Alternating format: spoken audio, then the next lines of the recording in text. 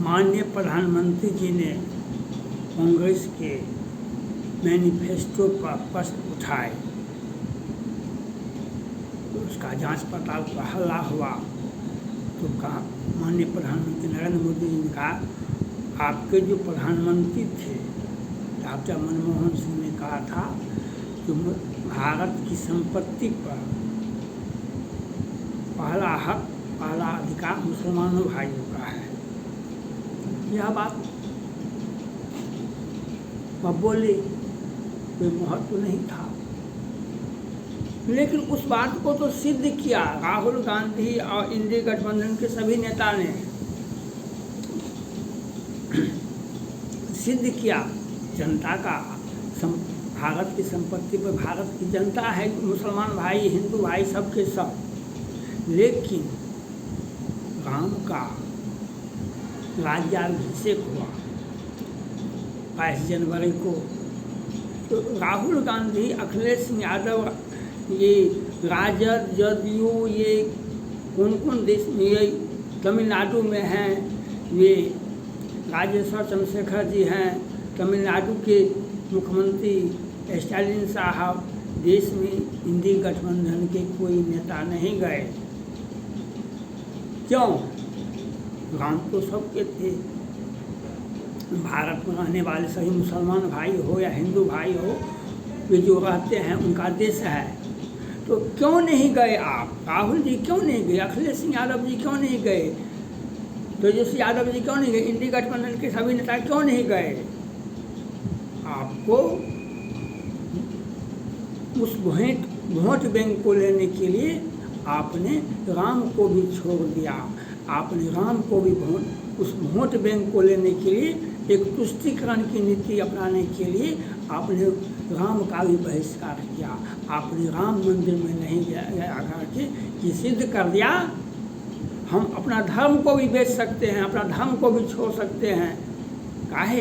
अखिलेश यादव मुलायम सिंह यादव दोनों पिता पुत्र तो उत्तर प्रदेश में कई बार मुख्यमंत्री बने हैं, उनका आधिपत्य था।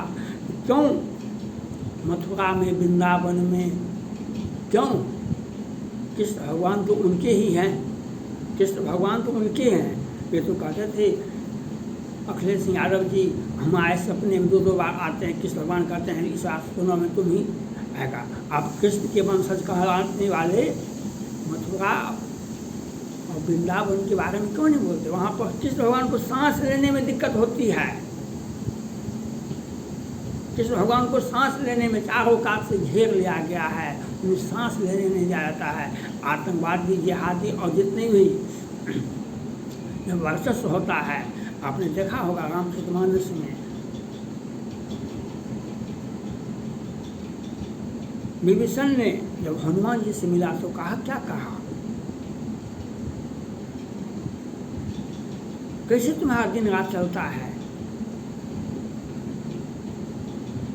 लंका निश्चर निकर निवासा, यहाँ कहाँ सज्जन कर वासा। खलमंडली बसों की भांति अब कृष्ण भगवान को मथुरा में, वृंदावन में, ब्रज में कृष्ण भगवान को दुख हो रहा है, कष्ट हो रहा है।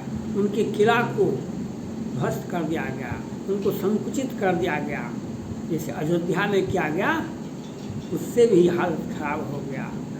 क्यों? आप अपराध करो, आप अपराध करो, हमको वोट छोड़ देते चलो। ये केजरीवाल जैसे कहते थे, केजरीवाल का पार्टी का इतिहास नहीं है, 1950 का 10 बरस का इतिहास है।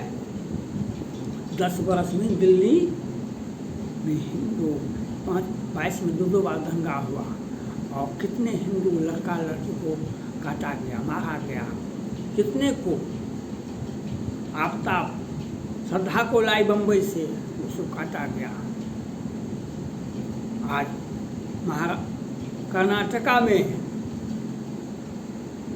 नेहा को 14 बार छुरा से मार दिया गया, लेकिन इंडी गठबंधन के नेताजी वोट बैंक के लिए कुछ बोल नहीं पाते हैं।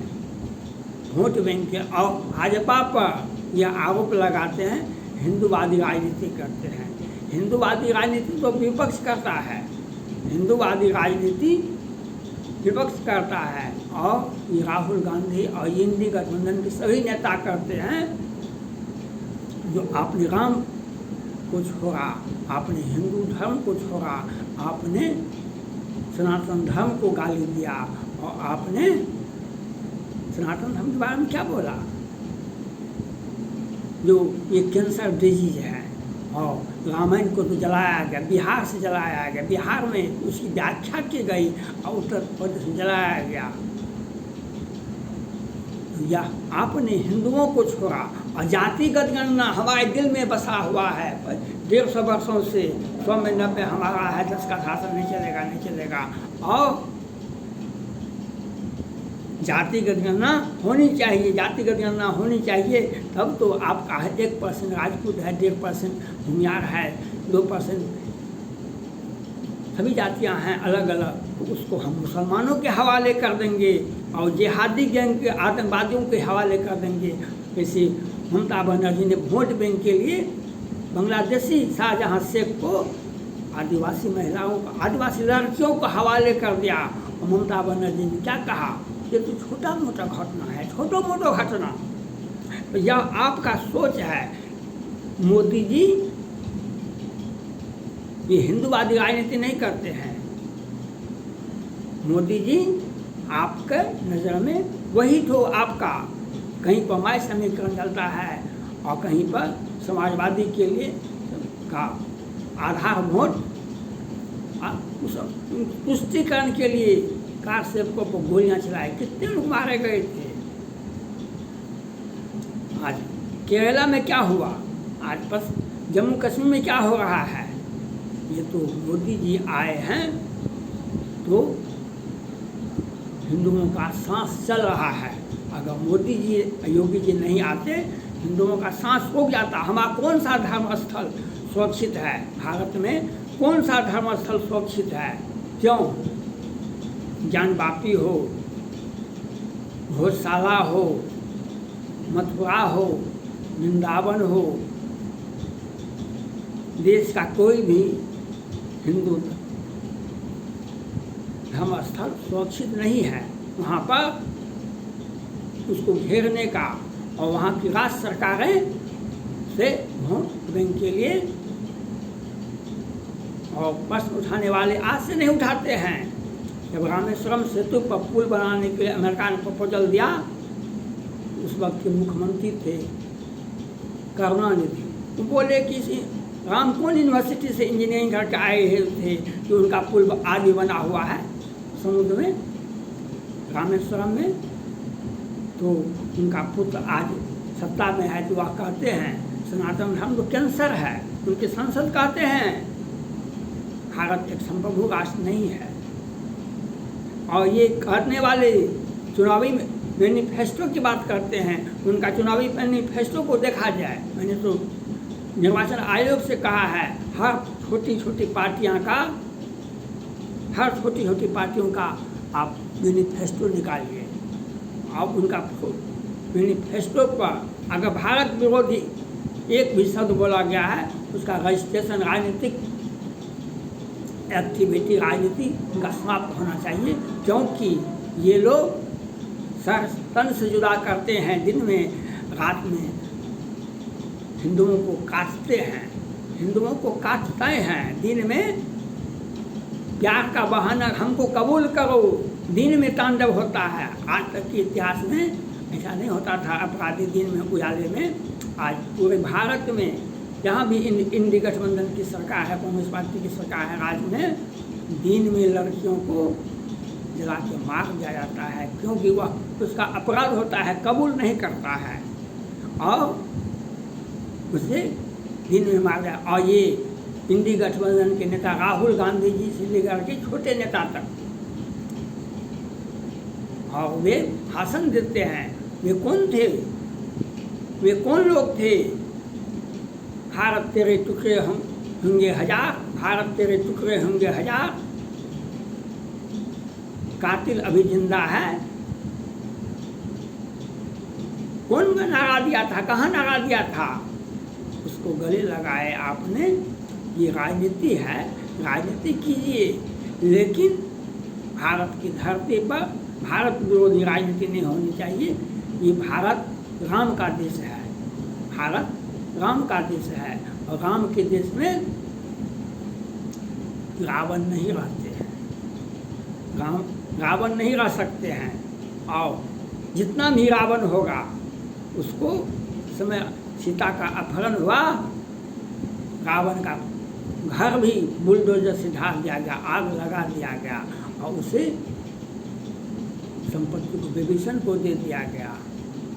द्रौपदी का चिरहरण हुआ, महाभारत हुआ, कौरव वंश का सर्वनाश हो गया, वह भी तो सौ भाई था। इसलिए सत्ता में बने रहने के लिए आपका राजनीतिक, इंडी गठबंधन का राजनीतिक तभी फले फूलेगा जब आप हिंदुओं की बात करेंगे, हिंदुओं को गले लगाएंगे। और हिंदुओं को कोई कोरोना डिजीज बताते हैं, और कोई कैंसर बताते हैं, और कोई रामायण की व्याख्या करते हैं। रामायण का नाम कैसे सुने आपने? रामायण का नाम आप कैसे सुना, कहाँ से सुना आपने? आपको रामायण का पढ़ने का अधिकार किसने दिया? और रामायण को जलाया, और आप हिंदू को जाति में बांटो, हिंदुओं को जाति में बांटो। और ये प्रधानमंत्री ने जो कहा, मनमोहन सिंह जी का, आज वक्फ बोर्ड हर जिला में बना हुआ है, वह क्या है? हर जिला में, देश के सभी राज्यों में, सभी जिला में। तो केजरीवाल जी तो वक्फ बोर्ड को कितना संपत्ति दे दिए थे, तो सरकार कैसे संपत्ति देती है? वह संपत्ति तो जब्त होना ही चाहिए, क्योंकि आपने हिंदुओं का संपत्ति को तहस नहस करने का। और 14 वाले 24 में शपथ ग्रहण नहीं करेंगे, 14 वाले 24 में शपथ ग्रहण नहीं करेंगे। और मोदी को चुनौती मत दीजिए, योगी को चुनौती मत दीजिए। ये राम का देश है, ये भारत है, हिंदुओं का देश है, सनातन धर्मावलंबियों का देश है। और आप इसमें आपका क्या हक होगा, ये चुनाव बताता है। इसलिए मैंने प्रधानमंत्री नरेंद्र मोदी जी को, भाजपा को और सारे देशवासियों से हर चरण में एक चरण का हुआ चुनाव, 6 चरण और बाकी है। इस सभी चरण में भाजपा को वोट दीजिए। 400 के पार आएगा, और भाजपा को वोट दीजिए, क्योंकि हिंदुओं को कोई विकल्प नहीं है, हिंदुओं को विकल्प नहीं है, हिंदुओं के पास में कोई विकल्प नहीं है। क्योंकि राहुल गांधी से लेकर के छोटे छोटे नेता, छोटी छोटी पार्टियां से, कांग्रेस पार्टी से लेकर के सभी गठबंधन हिंदुओं को मार दो, हिंदू लड़कियों का अपहरण कर लो, हिंदुओं को। रावण ने भी आदेश दिया था, रावण ने भी आदेश दिया था, इतिहास साक्षी है। तो आप हिंदुओं को कोई वजूद मिट जाएगा। इस प्रकार से पाकिस्तान से हिंदुओं को भगाया गया, उसी प्रकार से भारत से भी भगा दिया जाएगा, मार दिया जाएगा। उसी लड़कियों का, सैकड़ों हजारों लड़कियों का भारत में हिंदू लड़कियों को अपहरण किया गया, काटा गया, मारा, उसे पत्नी बनाया गया, उसे रखेल बनाया गया। इसके लिए बचने के लिए आपको मोदी और योगी को, भाजपा को वोट देना होगा, नहीं तो आप जातिवादी राजनीति में आप फंसेंगे। ये जातिगत जनगणना नहीं है, वह कैंसर है। हिंदुओं को बांटो, हिंदुओं को बांटो, और अपने आप को हिंदुओं का समर्थक बताओ। एक ही मात्र विकल्प है हिंदुओं के लिए, भाजपा को वोट दो। Thank you.